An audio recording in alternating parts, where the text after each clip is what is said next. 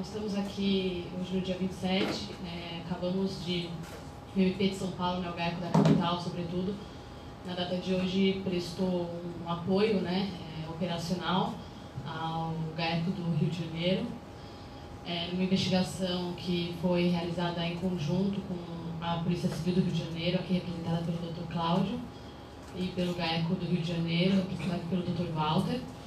E em função da quantidade de alvos da operação, que na sua grande maioria eram aqui do estado de São Paulo, e de prisões também, os doutores se deslocaram para cá para acompanhar a operação, e que ocorreu concomitantemente no Rio de Janeiro, São Paulo, Espírito Santo e Bahia.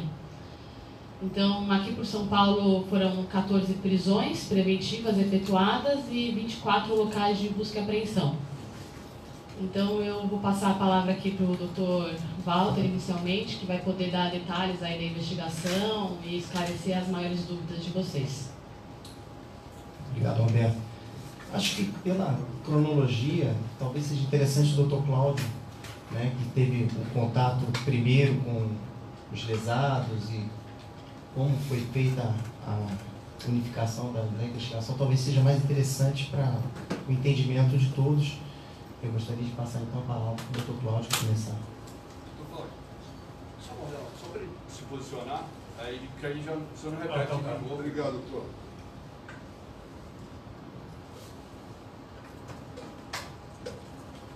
Doutor Cláudio, depois vocês poderiam assim falar só o nome de vocês um por um para a gente caquetar aqui, porque às vezes se tiver 2L, 2R e a função, só para a gente não perder.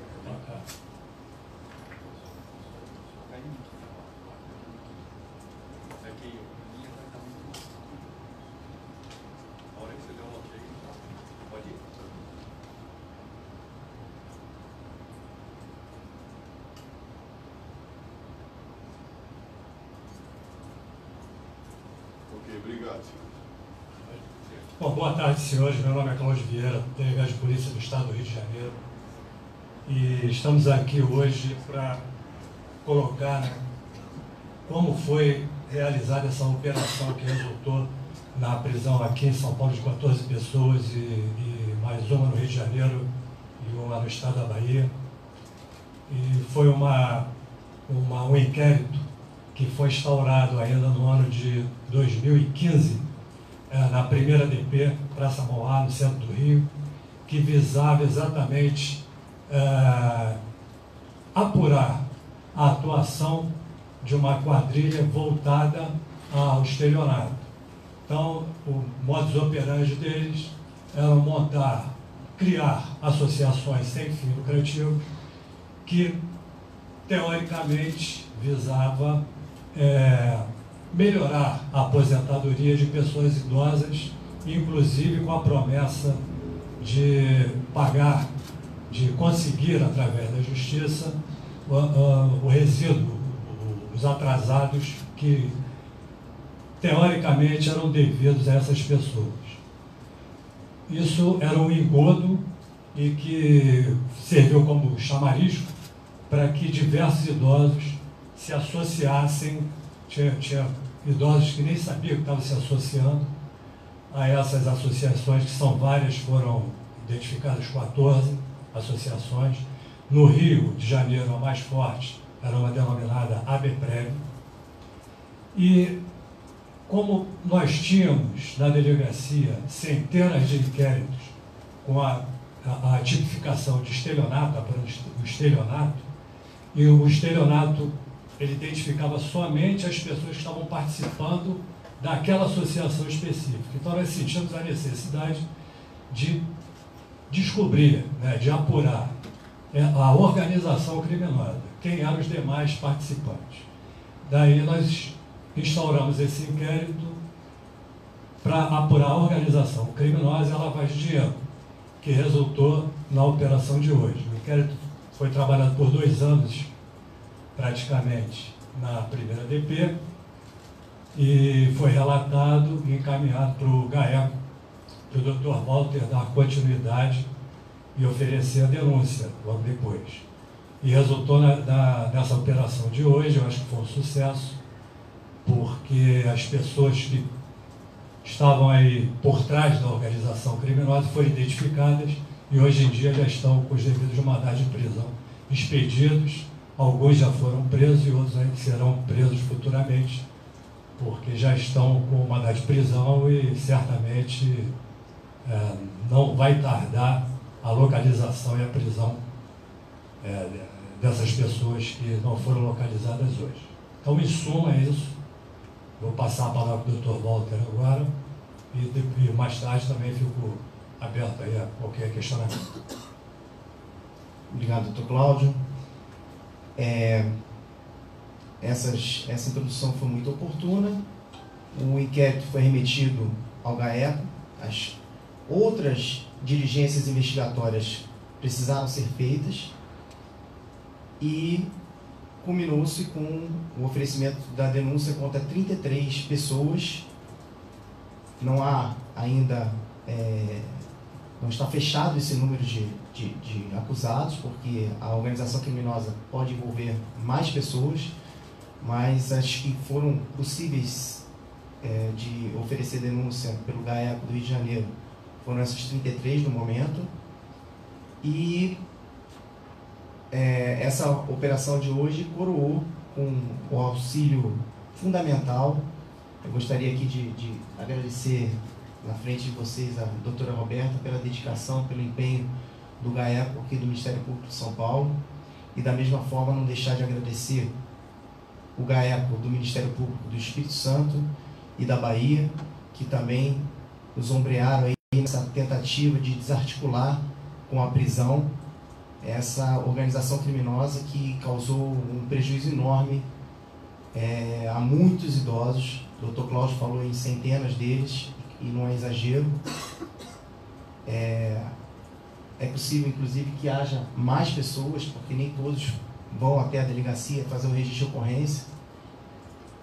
O que ocorre é que essas pessoas elas eram tão arrojadas e inescrupulosas que, além de enganar esse grupo vulnerável, no momento em que elas eram afiliadas a essas associações, depois ainda cobravam pela renovação automática dessa avença, que era absolutamente ilegal e escamoteada. As pessoas não estavam ali para se associar a nada, elas estavam ali buscando uma melhoria do seu benefício previdenciário que lhes fora prometido de forma absolutamente enganosa. A operação, a gente deu o nome a ela, nós todos, de Operação Honora. Essa expressão em latim ela significa respeito, e é esse respeito que a gente tentou resgatar aos, na sua quase totalidade, idosos que foram lesados no Rio de Janeiro, mas não só no Rio de Janeiro.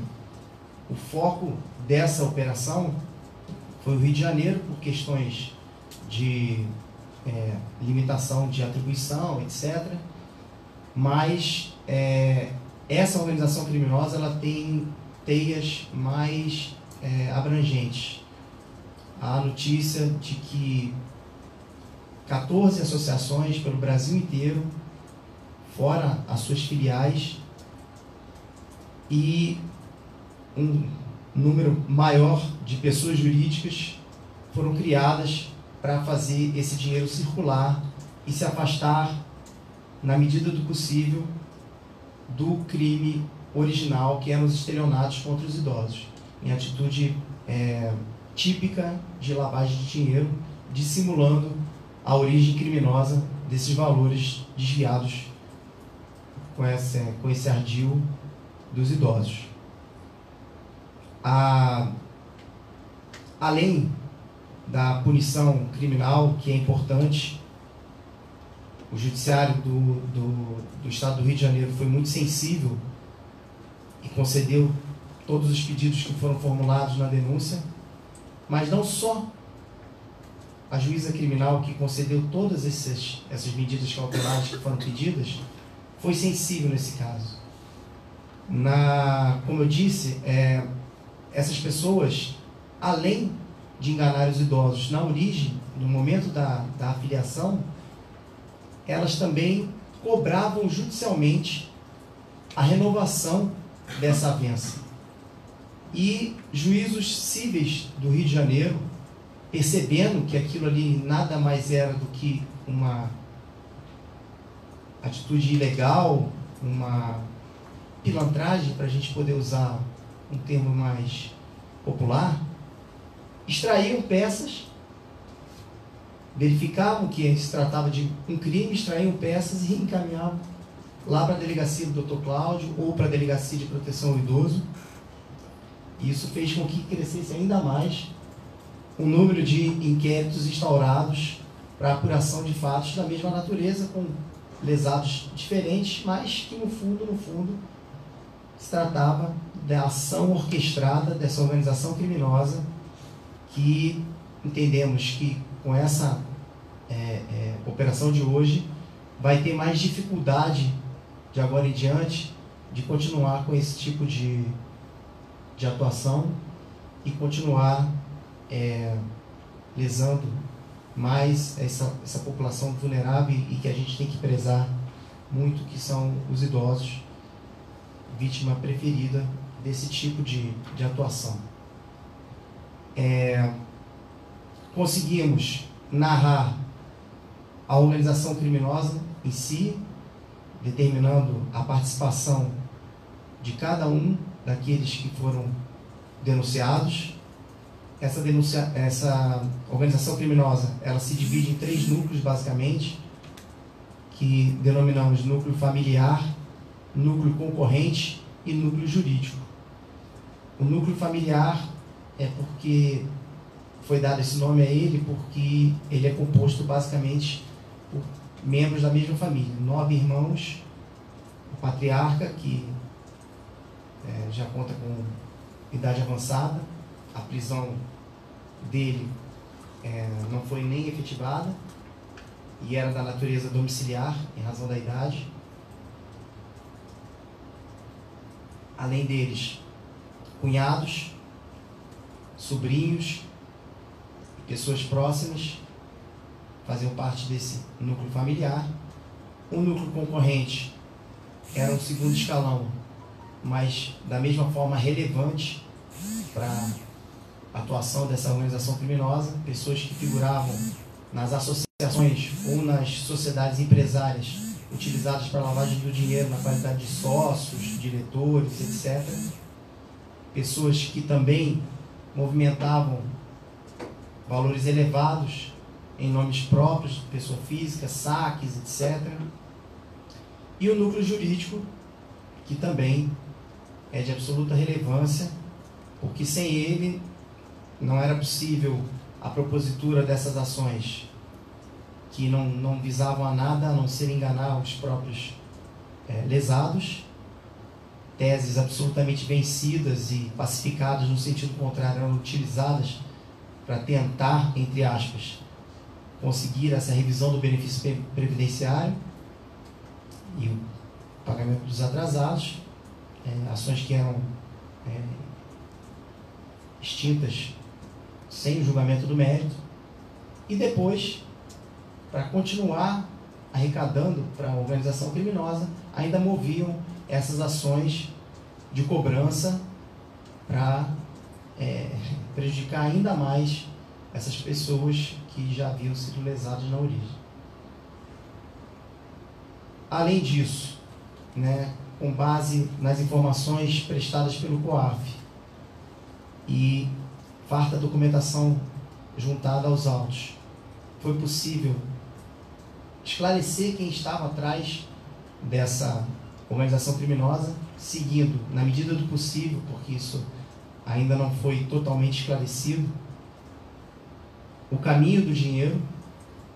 Isso foi fundamental para saber quem eram as pessoas que tinham o domínio final do fato e que, por isso, deveriam responder por todos os atos que foram identificados e foram imputados na denúncia, além da lavagem de dinheiro e dos próprios estelionatos em espécie.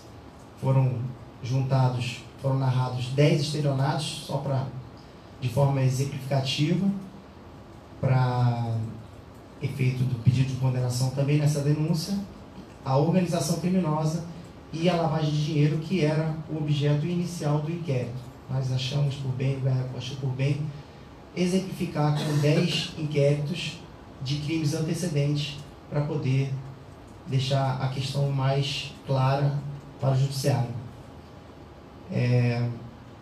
Basicamente foi isso que foi feito hoje. Segundo informações do COAF, de movimentações atípicas e suspeitas, essa organização criminosa movimentou valores da ordem de quase 190 milhões de reais. É um valor muito significativo. Não necessariamente todo esse valor fora desviado, mas de qualquer forma foram identificadas operações atípicas e suspeitas que remontam a esse valor elevado.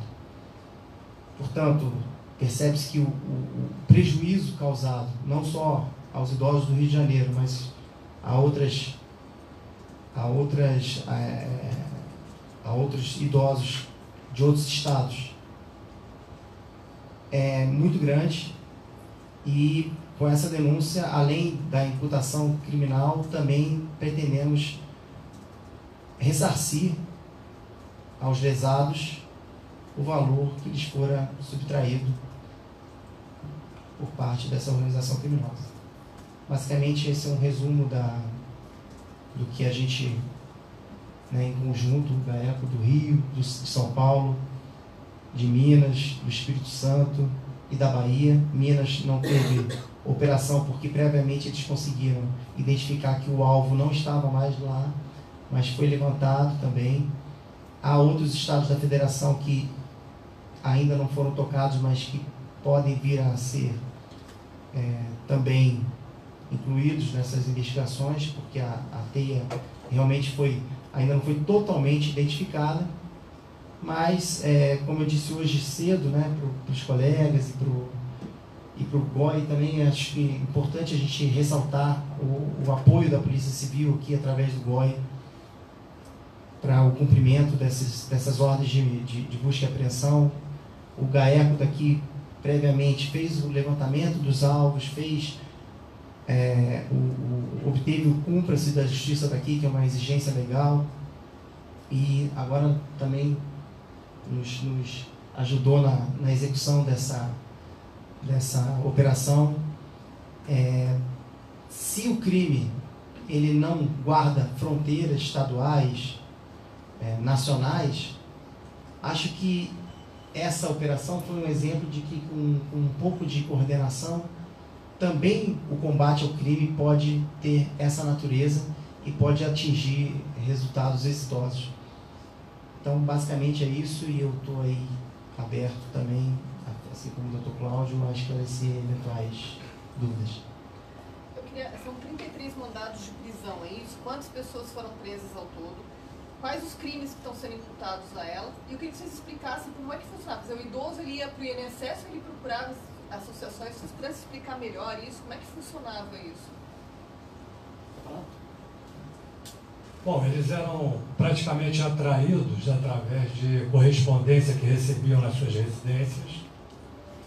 E quando eles se dirigiam para a sede, no caso, a principal lá no Rio era a ABPREG, eles tomavam conhecimento de um suposto direito. Eles teriam direito a benefícios na sua aposentadoria, a melhorar a aposentadoria e a direito a indenizações, a verbas retroativas que lhes eram devidas. E como eram pessoas idosas e vulneráveis, eles eram levados a assinar vários papéis que a maioria nem sabia o que tinha assinado, que na realidade eles estavam se associando à ABPREG. E dentre esses papéis eram contratos, dentre uma cláusula que tinha era a cláusula de prorrogação do contrato. Então a pessoa ficava indefinidamente associada e pagando por uma coisa que ele não ia obter. as ações, a maioria não foi nem proposta pela associação, e as que eram propostas já sabiam que não ia ter êxito na justiça. Essas coisas... Quando o contrato terminava, eles mandavam as cartas, antes já do contrato terminar, eles mandavam cartas já cobrando, avisando que o contrato, devido à cláusula tal, o contrato ia ser prorrogado e tal, e as pessoas que não pagavam, que a maioria não pagava, né, eles entravam na justiça com ação de execução, como já esclareceu aqui o Dr. Walter, com ação de execução daquelas pessoas que não tinham pago, daqueles idosos que não tinham pago.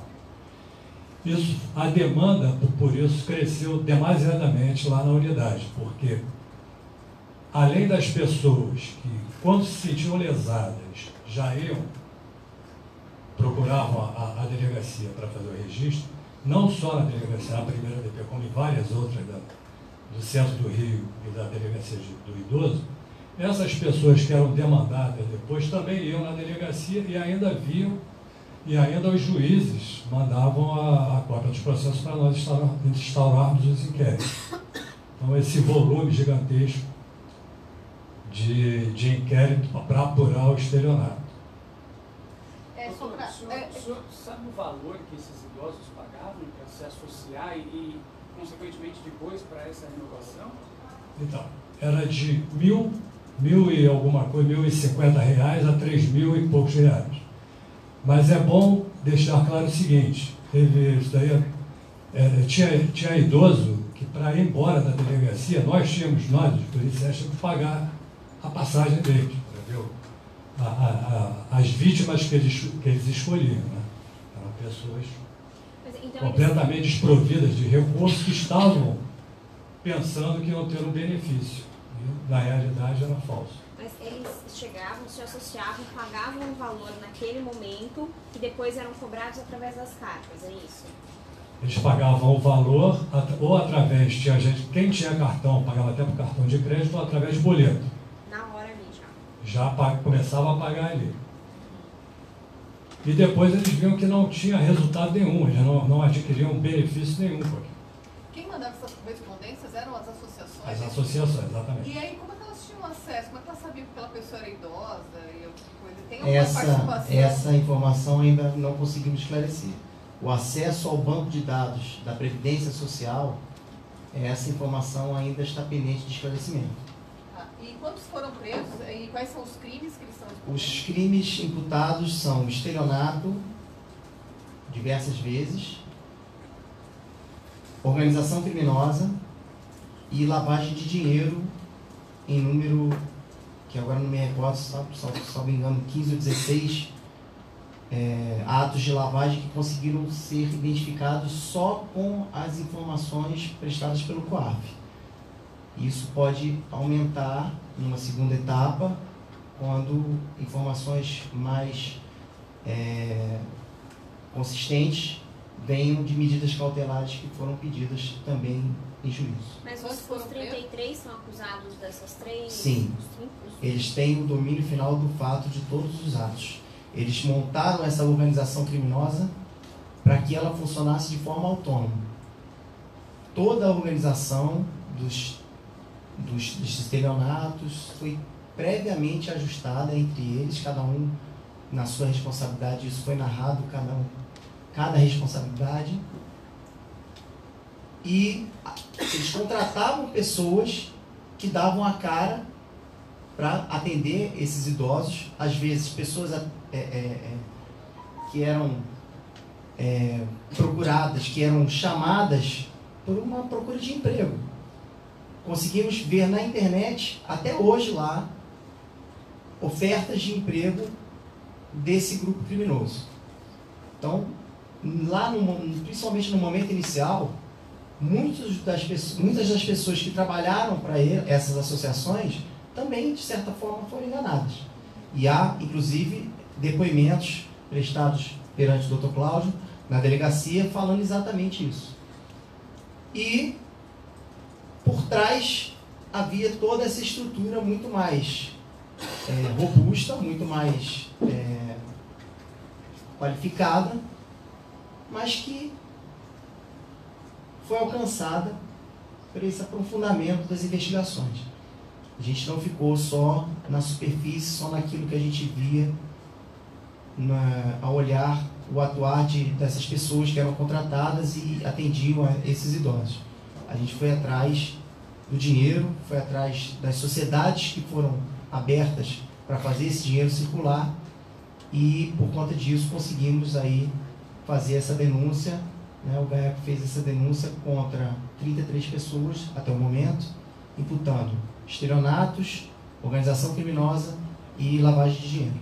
Doutor, Quantos foram presos? Falasse sobre a operação hoje, a maioria dos alvos estava aqui em São Paulo. Como foram essas operações? Onde foram feitas essas prisões? E também o que foi encontrado? Sim, essa operação ela já vem sendo montada há algum tempo, né? O GAECO aqui de São Paulo, assim como o GAECO de Minas, o GAECO do Espírito Santo e o GAECO da Bahia, receberam um pedido do GAECO do Rio de Janeiro, que a gente formaliza através de cartas de cooperação, pedindo para que fosse verificado o endereço.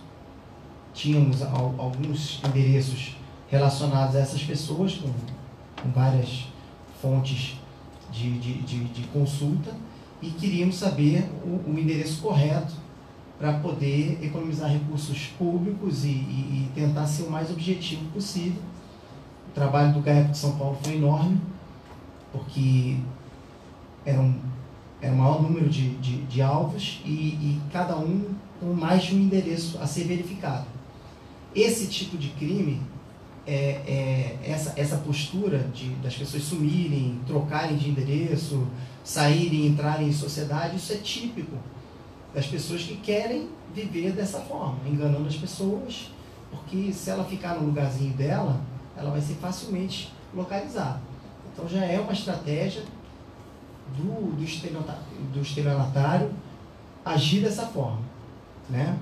Então, já há algum tempo essa operação vem sendo montada.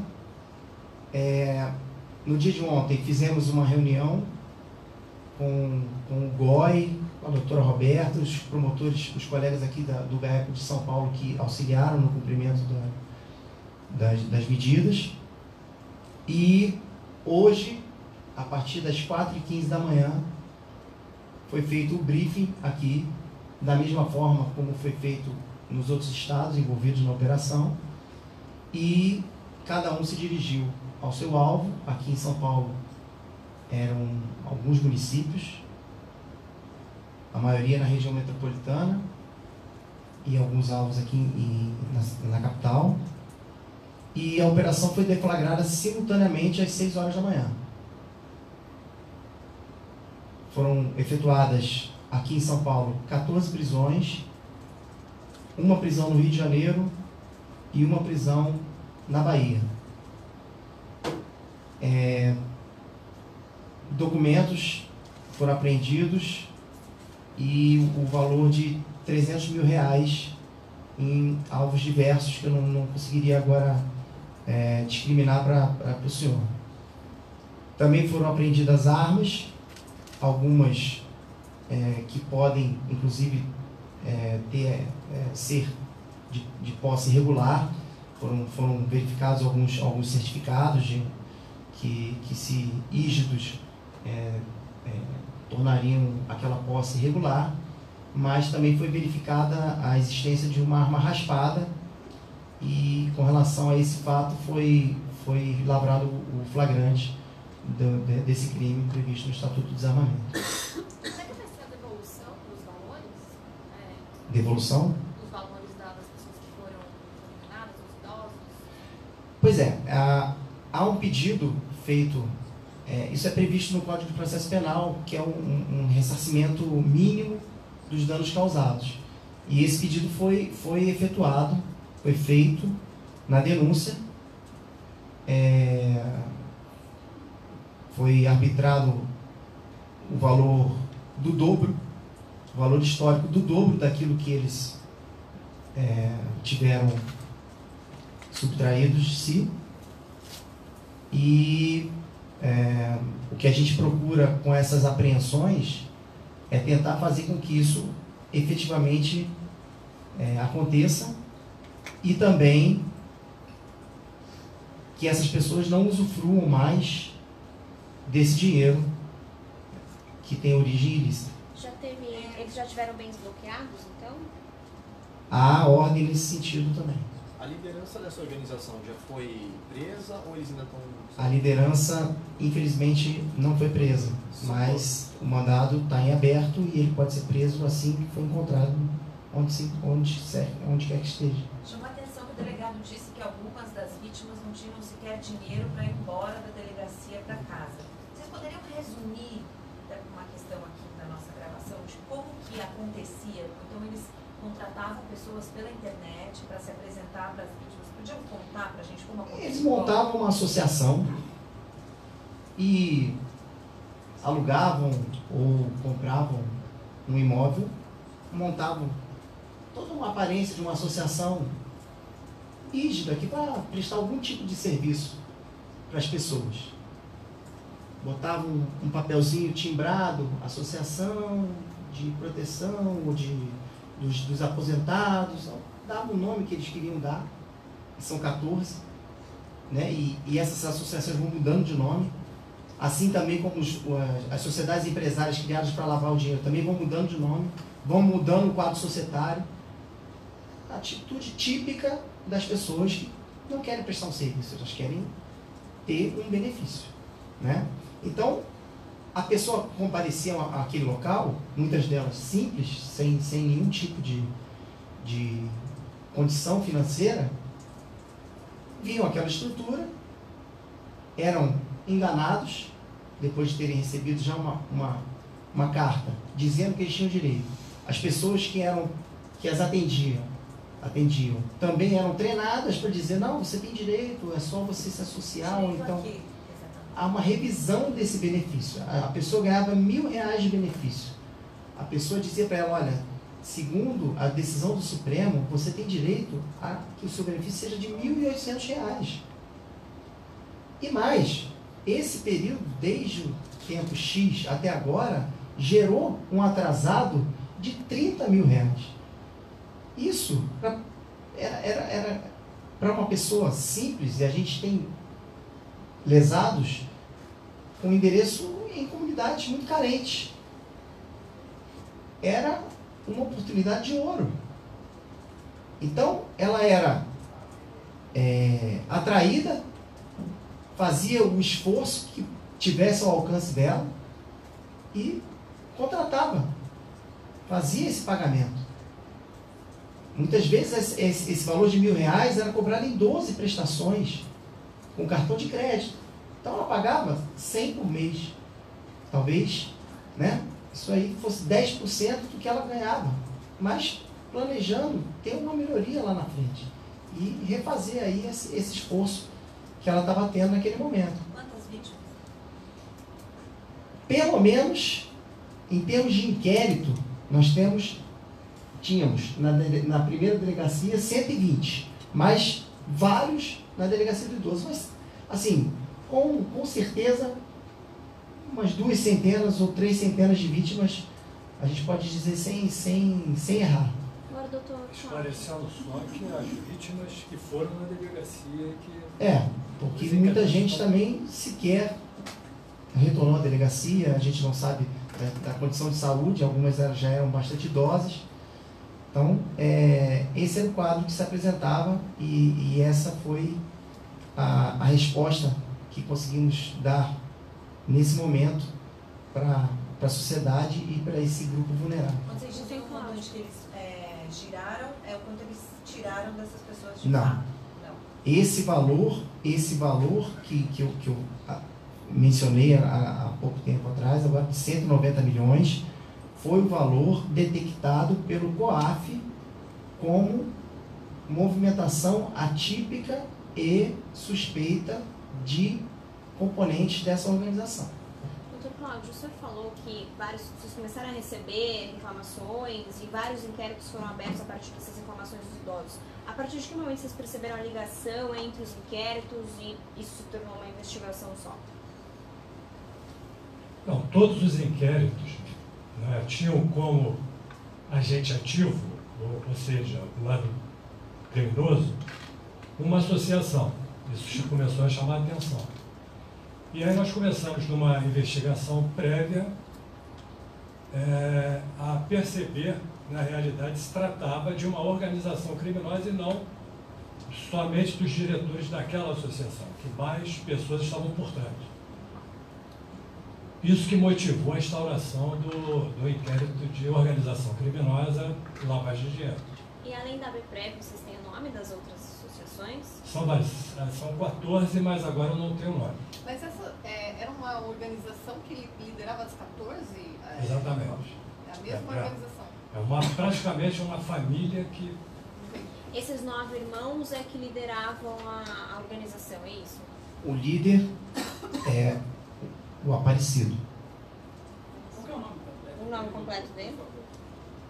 Aparecido Pimenta Arias. Deixa eu verificar aqui. Tem foto dele? Aqui não. Mas eram os 9 irmãos que chefiavam, né? Não, É o quem chefiava Aparecido era o Aparecido. Pimenta de Moraes Arias. É isso? Perfeito. Isso. Aparecido. Pimenta de Moraes Arias. De Moraes Arias.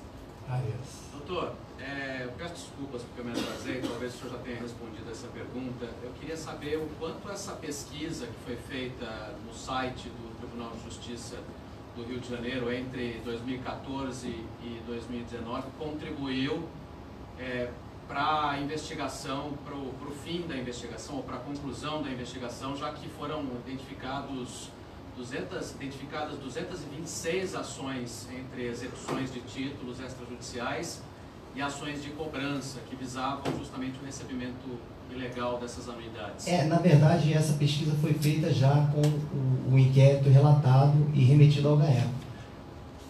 Foi só para dar números àquilo que já tinha sido narrado durante a denúncia. Né? Tanto que esse número ele foi apresentado depois, ao informar ao juízo os endereços obtidos com o RECON, para que somente aqueles que foram efetivamente confirmados motivassem a extração de um mandado de busca e apreensão. Então, isso foi dito para a juíza que a pesquisa feita com o CNPJ da ABPREV pôde identificar esse número de ações movidos por ela para cobrar essa anuidade em face dos idosos. Aquele valor de entre R$ 1.000 e R$ 3.000 é o inicial que eles pagavam ou era a anuidade depois que eles eram cobrados? Não, isso era anuidade, eles iam pagando por mês. Esse valor era diluído em 12 parcelas. E logo de cara eles pagavam quanto? Dá uma entrada de 100, 200 reais cada um. O que, na realidade, o que eles eram demandados a dizer o que eles tinham para pagar naquele momento de entrada. Que e você depois, tem o que eles podiam pagar, eles pagavam na hora. O Aparecido era um de 9 irmãos no Espírito Santo? Sim. Que lideravam todo o esquema? Sim, ele não é natural do Espírito Santo. Ele também é daqui de São Paulo. Mas atualmente foi localizado no Espírito Santo e tentou-se cumprir o mandado de prisão dele no Espírito Santo, só que infelizmente não foi encontrado no momento. Ele não foi preso, então? Não, até o momento não. Eram 9 irmãos? Sim. E ele era o único líder? O líder. Um deles? Ele era o cabeça. E assim foi dito na denúncia, isso torna a resposta penal dele mais grave do que dos demais. Dos 33 mandados de prisão, quantos foram cumpridos? 16. Sendo que um dos 33, o mandado já seria mandado para prisão domiciliar, em razão da idade, que era o patriarca da família, o Antônio Arias, pai do Aparecido. E a informação hoje, durante o cumprimento de alguns mandados de prisão da família, dão notícia de que ele estaria institucionalizado e sofrendo do mal do Alzheimer.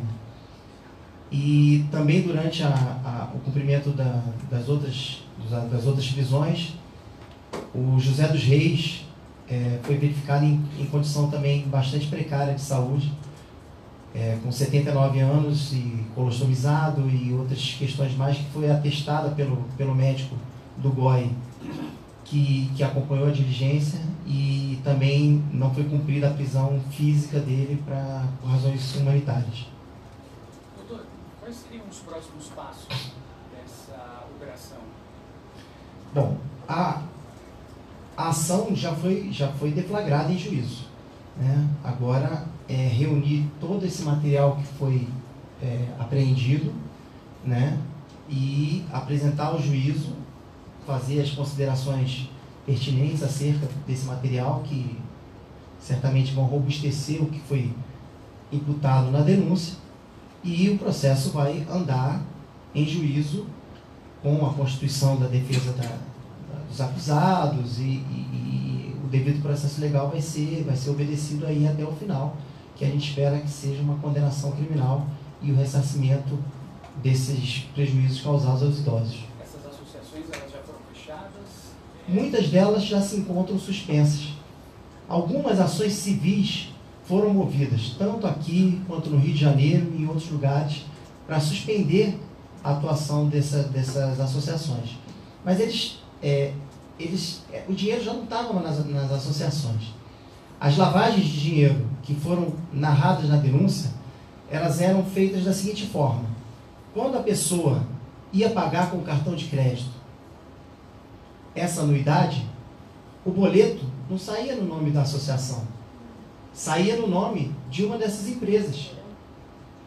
Então, ele já no momento do estelionato, ele já desviava o dinheiro, dissimulando a origem criminosa dele. Porque ele entrava na conta de uma pessoa jurídica diversa, com objeto social diverso, com finalidade de lucro, diferentemente de uma associação, e dali em diante ele circulava por várias outras pessoas jurídicas, pessoas físicas, e se perdia a origem criminosa dela.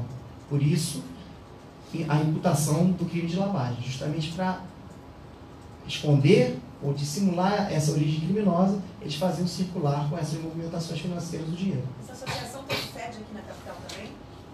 Uma dessas? Mais de uma. Mais de uma. Mais Você de tem o uma. endereço dela?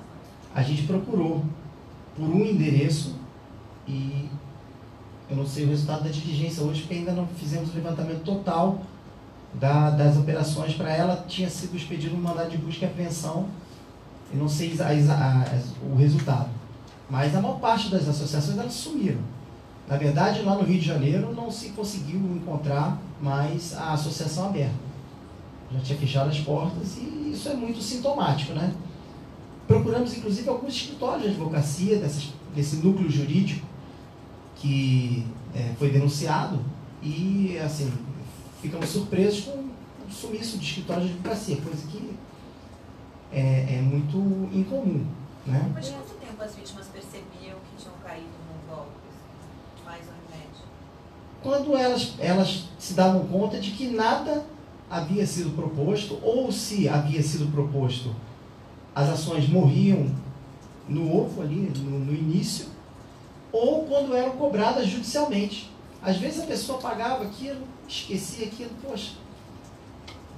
E vinha uma cobrança dizendo que o nome daquela pessoa ia para o SPC, ou então já uma demanda judicial de cobrança daquela anuidade que ela foi enganada a assinar, uma cláusula absolutamente leonina e ilegal, que eles, de forma arrojada, utilizavam o Poder Judiciário do Rio de Janeiro para fazer essas cobranças e assim alimentar ainda mais a organização criminosa de recursos. E a Justiça não tinha percebido? A Justiça detectou imediatamente, tanto que extraía peças e mandava isso para a delegacia.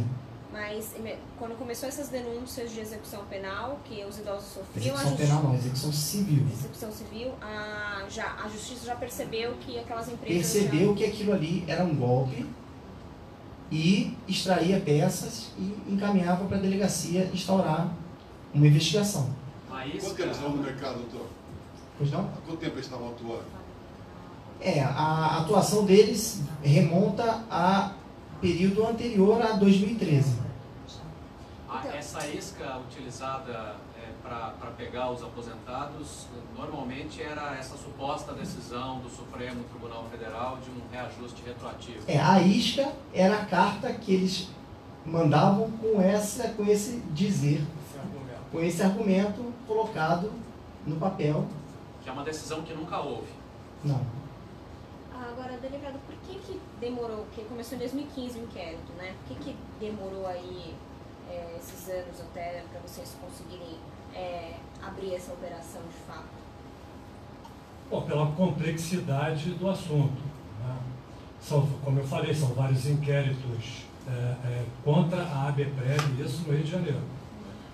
E nós tivemos que começar a pesquisar quais as associações e empresas que estavam ligadas à ABPREV. Então, partindo de 2 nomes, nós chegamos a essa rede e só de empresas aí foi pesquisado quase 100 empresas que serviam como a fachada, a lavagem de dinheiro. Então, foi um trabalho de muita pesquisa e por isso demandou tanto tempo. E eram empresas de que ramo, mais ou menos, de que tipo? Os mais diversos ramos. Propaganda, os mais diversos ramos. Assessoria. Escritório de advocacia. Também.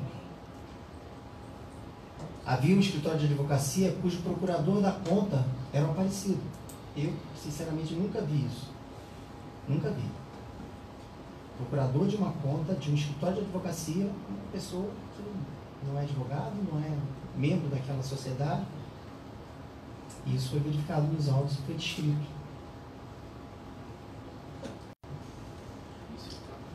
Podemos? Mais alguma que eu possa ajudar? Muito obrigado. Vamos só